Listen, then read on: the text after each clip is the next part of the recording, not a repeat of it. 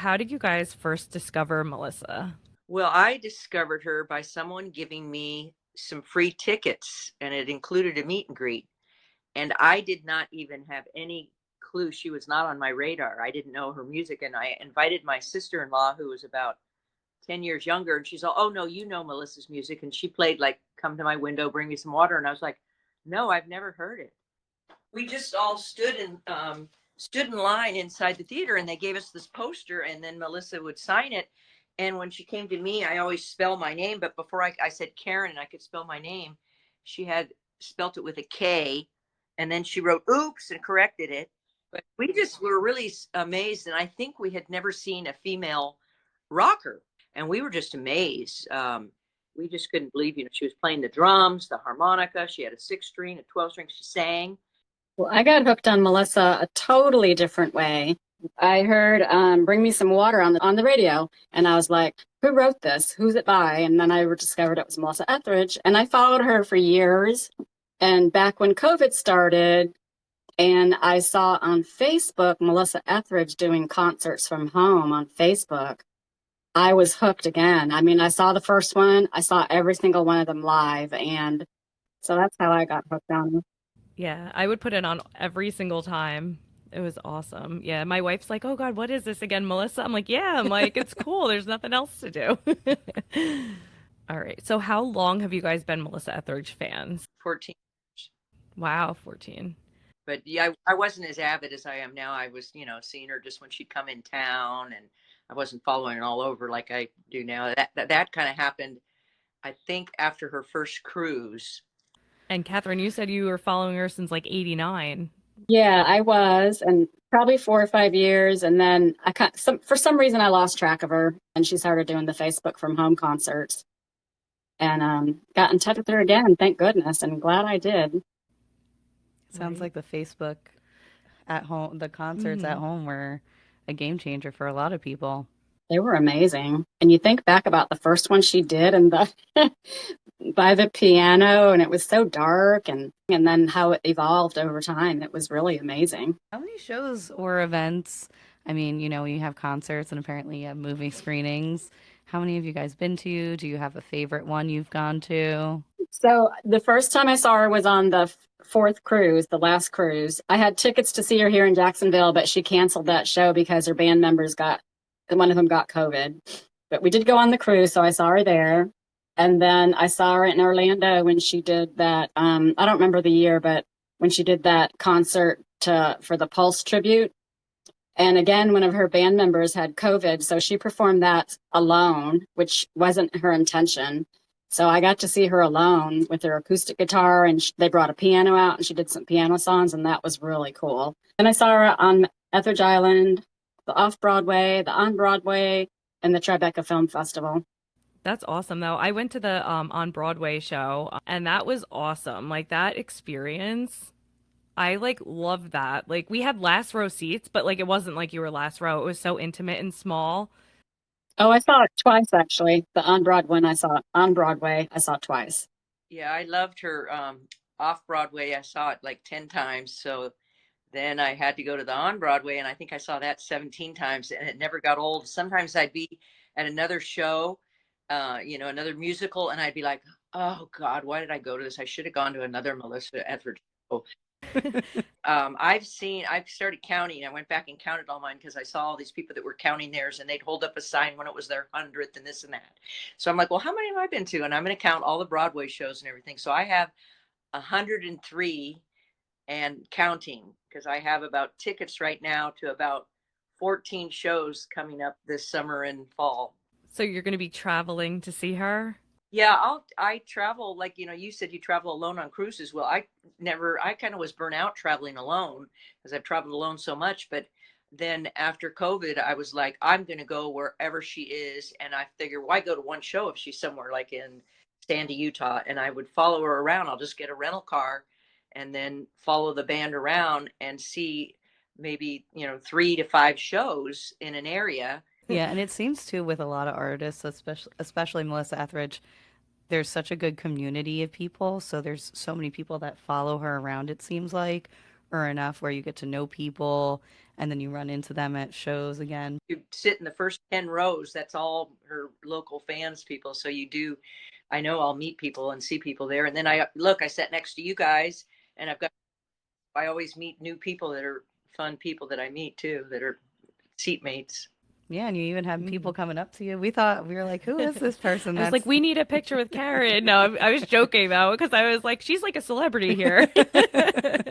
When Melissa was doing her ETV stuff or Facebook, actually, just the first day, after 2 or 3 days, I was like, wow, who does this for their fans? And I was just amazed of her giving her time and her, her talent to us, that I thought of, I've never done a GoFundMe, but I thought, God, what could I do for her? Because she's doing all this for all of us fans. And so I looked up on GoFundMe and saw how to do it. And I kind of mocked up a GoFundMe that was going to be for her band and crew.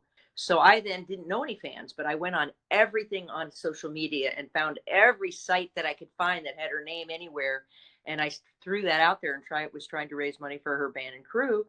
And then, of course, she would talk about it on her show. And I kind of made it fun on the GoFundMe, and I would write about everybody and started knowing all these people just through that, knew them through the internet. And then the first show, people are, oh, you're the one with the GoFundMe. So that's kind of how I got to know a lot of people just through the social media with that. And then you got to see them in person at concerts. That's cool. How much did you end up raising?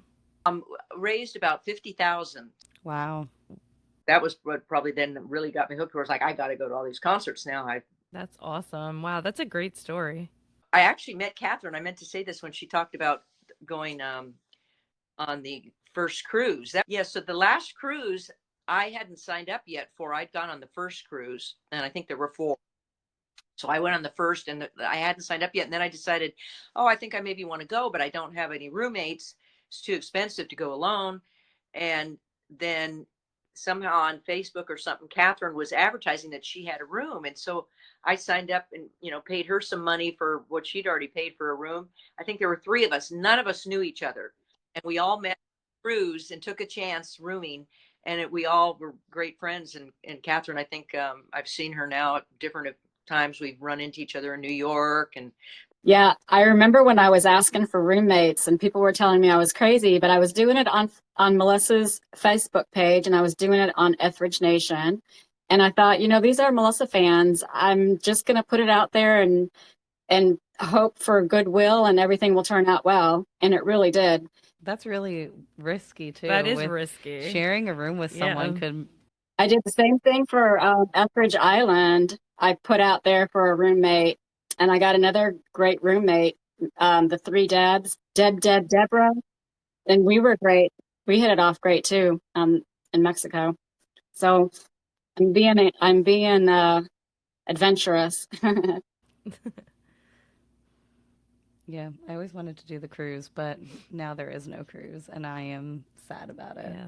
Hopefully they bring it back, maybe. Fingers crossed. If there is one, we have to go. You guys have any fun stories you'd like to share? I know you've shared a couple about you guys meeting on the cruise, like rooming on the cruise, about how you did the GoFundMe, and are there any other fun stories? I get mistaken for Melissa several times. It's always a fun story. Like I'll be looking at, actually this poster back here, big poster. I'm looking at that, and it's in a glass case, and I'm like, girl comes up from the ticket office, and she goes, "Oh,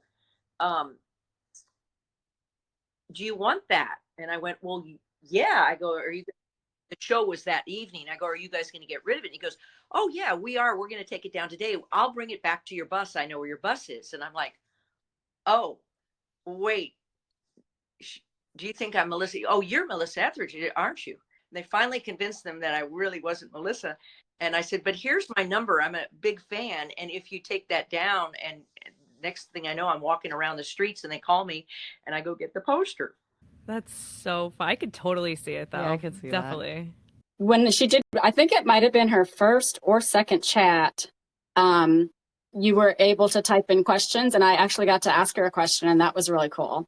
I asked her how different she felt after she became the lead guitarist. How did it feel different touring and performing, and what was that like? And she was very thoughtful about it before she answered. And she just said how much it meant to her and how much touring meant to her even that much more, and how much it got her to connect with the audience and that stuff along that line. And I said, well, what happens if you have a night where you're like, I do not want to perform tonight. I am not going on, la, la, la. She said, you know what? We all get together before the show and we all hold hands and say a prayer. And she said, once I walk out onto that stage, no matter what kind of mood I'm in, I am just like there in the moment and everything else falls away and I'm ready to perform. That's a true professional right That there. right. And she just is such like a cool down to earth person too. Like Mhm. just like a human. Like, not even Yeah. how some artists they're like, they Fake. have bad reputations. Like, obviously she's so nice and so thoughtful, it seems. You guys both met her. I mean, I took a picture with her after the Broadway show, but I didn't get to talk to her. But she seems like for her to even have done that after the show and like went to every single group of people and made sure we all had pictures. And it was so cold out that day too. I'll never forget how cold it was. And she didn't care. She made sure she saw all of us. So I'm like, she's just really cool. Mm-hmm. She's really great with the fans. She and Linda are just so nice to spend their extra time and give us all the attention. And they're just very unusual, both she and Linda, the amount of effort they give to the fans. And they don't have to do that. Like, No. that's just like genuine. Yeah. Even, the concert she put on as part of like the documentary and For the prisoners. Yeah. That was that. Like, she didn't have to do that either. But Right. like, it's something she obviously wanted to do for a long time. Well, what did you guys think of the documentary? I thought it was really, really powerful. And all through it, I'm like, I was just like on the edge of my seat and smiling. And then I was sad. I was tearing up all through it also. And then when it was over, it just struck me how much she gives back to the community at large. And then it struck me how she went to the penitentiary and did that for them because she wanted to give them some light at the end of their tunnel. And hopefully they can take that with them and, make a better life for themselves because of what she did for them. Yeah, I thought it was, exceptionally well done. Just a great storyline following the five ladies with their letters, and just, very powerful, but yet tender, thought provoking, and such a message of hope with the power of healing through music. And the sound for she plays so much music in there. It's like a free concert. So the sound in the those big theaters like the Beacon Theater, the sound was just like, whoa, this is a great concert. I know you were rocking out next to me too. Oh, yeah. We were rocking out. It's hard not to, but I didn't want to be like, We're in the front row. I'm like, everyone could see our heads probably. And we're like, yeah. I loved how they like it wasn't all just like, oh, you're watching a concert. It's like clips of the concert with like her talking and other things and like how it all like intertwined and like went together. Like it was put together really well. yeah, there was a lot going on. And I like how they cut from like, they got to share the experiences of the, people she was communicating with and writing to.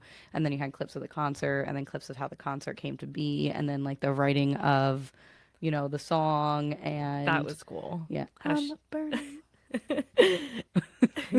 she like took us through that whole song Yeah. and how she wrote it. And that was cool because it's like you don't really see like a songwriter from start to finish, like how they're thinking or what they're doing. And like she kind of like in that whole documentary, like you could see how she wrote it and how much it meant to her. Mm-hmm. Yeah, the first time I heard this song live, I was just, nobody really knew the song, but I was just like yelling out everything. And I was thinking, oh, nobody else did this yet because they didn't know it, but I couldn't help it. It was like, I thought it was like an anthem. It's like this year's anthem. The first time I heard that song on the, on streaming, I thought, oh, it's an okay song, whatever. I mean, yeah. And I listened to it more and more. But then when I saw it live, I was like, holy moly, this is a song, a great song, really. It's so impactful when you see it live versus just seeing it or hearing it, streaming. I go to so many music things, anything go to always. I think music does something to my brain that I don't think I'm, it's like I'm missing something, and the music puts me in the state that I should be. So I'm addicted to any live music. It really is. Definitely. Yeah, I enjoy it. Yeah. And I enjoyed the documentary. I enjoyed meeting you guys. That was Yeah, such that a was good, awesome. it was a good time. And we appreciate you coming Yeah, we here really do. It was and taking awesome. time. It was fun. Hopefully we see you around at another Melissa Etheridge event, Yeah, we'll have to or a get first. concert Yeah. somewhere. You never know. An Maybe we Alaska can trip. get her to do a cruise to Alaska. That would be good. Yeah. Maybe been there yet. We should do it. I want to petition. Bring back the cruise. Yeah, a lot of people want to do that. Thank you Thank guys. you guys. And thank you again for, taking the time. You too. It was great seeing you. Bye. Bye. And I am worth it. Oh, I am worth it. I ain't got nothing to fix. I ain't got nothing to cure. I might not know much, but I know for sure. Hurt people. Hurt people. And I don't wanna hurt no more. 'Cause I'm a burning woman. I'm a burning woman. And I'm not broken. I'm not broken. I'm a burning woman. I'm a burning woman. And I am worth it. Oh, baby, I'm worth it.